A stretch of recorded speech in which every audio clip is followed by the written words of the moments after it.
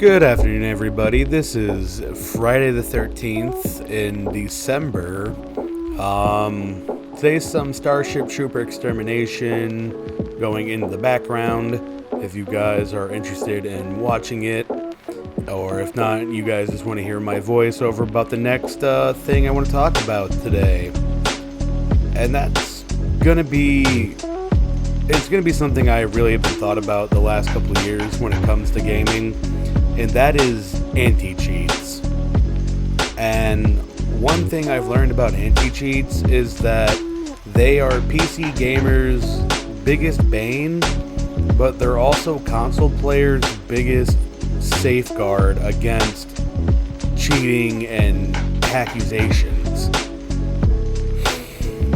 I want to take a time out to just say that, one, if you do like Starship Troopers Extermination, or just Starship Troopers in general, please go check the game out. It's pretty easy to download, really cheap, and actually fun. Just understand it gets pretty difficult, so you will see in the video about the multiple defeats we get, but just how much of a fight we put up.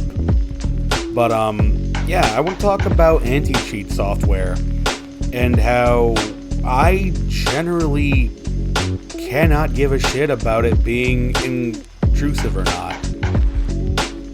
Or invasive, I should say. Invasive to a individual's PC. I just want you guys to understand real quick that I am not a PC gamer. I am a console gamer. I mean, I've had PCs back then. I still have back when, it was the price it was, I bought a $600 Shinobi PC. It's basically a medium Chinese POS that I picked up on Amazon. But I just wanted to play PC games with my friends. But since there's a lot of cross-platforming now involved in the digital age, I can just play on my Xbox, or at least join them in, the merriment we have. Some other things with that, though, is that when it comes to crossplay, when I'm playing with friends on PC, I'm going to be stuck with other PC players, and with how I look at it, anti-cheat software should also come as with the terms of services or the end user license agreement. Meaning that if you play, say, Starship Troopers, since it's what the video is playing, if I'm going to make it that you play and buy my game, you can, as long as you are playing that game, whether it be on PC or console, there should be something that integrates your account, or when you have the files downloaded into the folders of your computer, that should just basically check to see if you're running cheats or malware software to give yourself an unfair and competitive advantage against other people.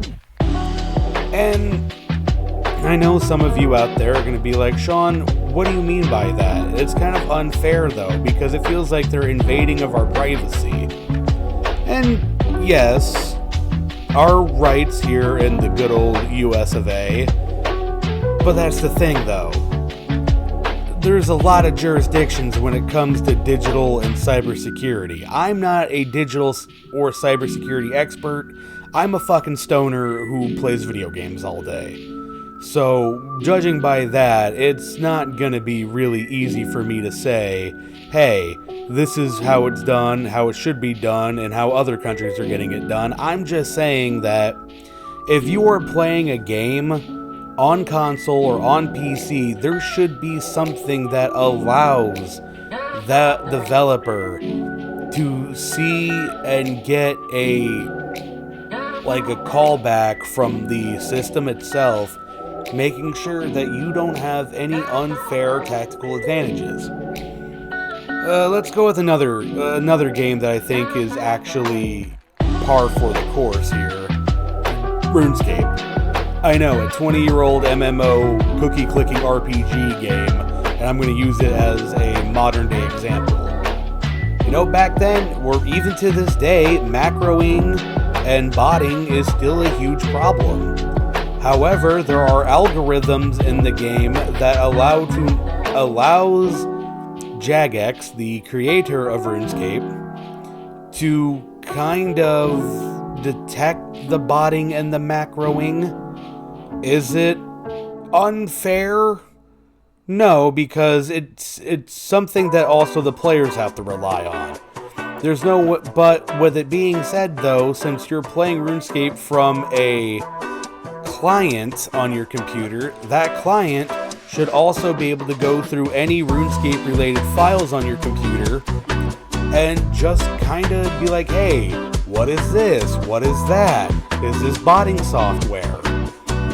Because if you look at it, cheating and just overall hacking and unfair advantage in video games have become absolutely rampant since the release of huge Battle Royale and ranked play gaming sessions.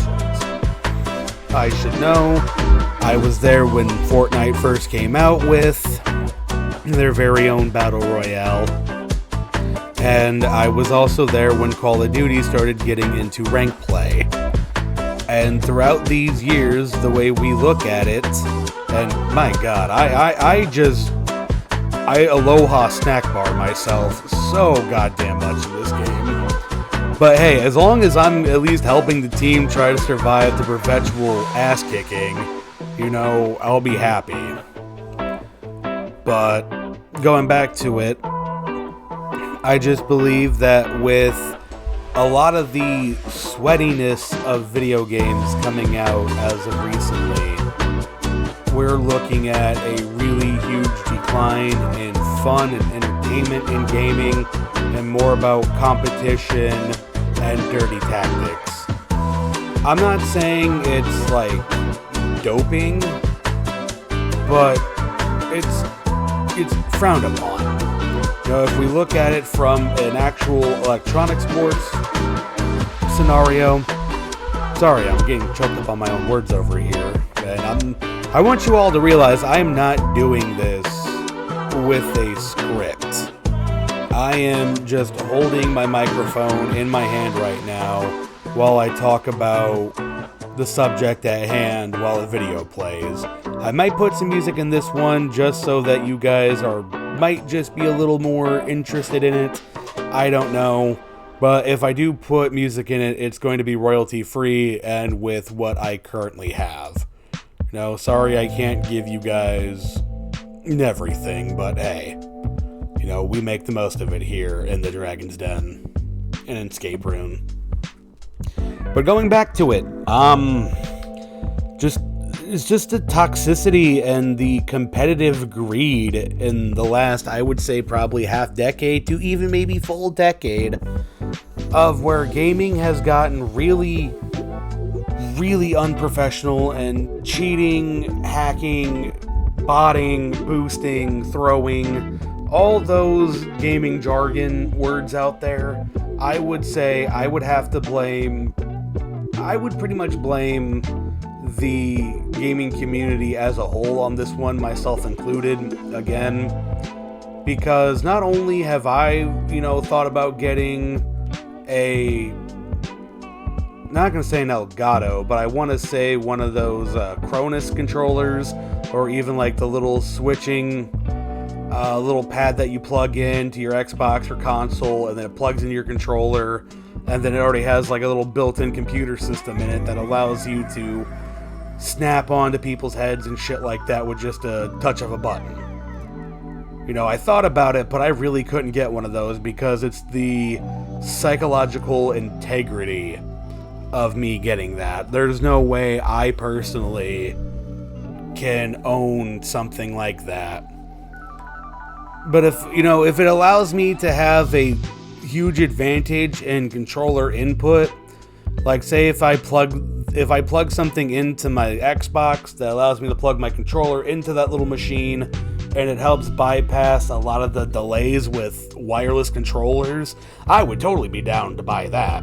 If it's something that allows me to get my controller input the same way as someone with a plugged-in controller, I guess that's not frowned upon. I mean, I think it'd be kind of fucking retarded, but that's just me. And something else I want to kind of look into is just overall how we can stand up against the cheating and the accusations. No, don't be afraid to rat that person out. Even if it's your like little online friend or someone you fucking game with who has that type of shit, just fucking call them out, man. You know, it sucks. You don't want to be that guy, but at the end of the day, if you don't do it, it's only gonna get worse.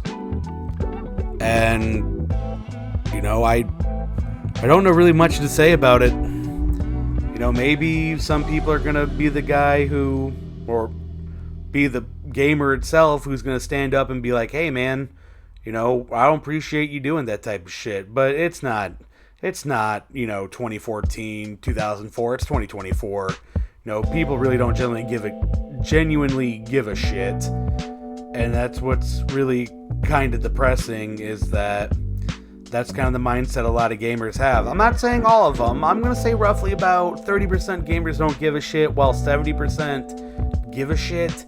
It's just that 70% are the casual gamers and not like the hardcore gamers that they used to be. Like, we're talking about, you know, people who just want to enjoy, play games and have fun, but also would like to win, are in the 70%. I'd say the 30% of gamers are just people who generally, if they're not having fun, no one's having fun.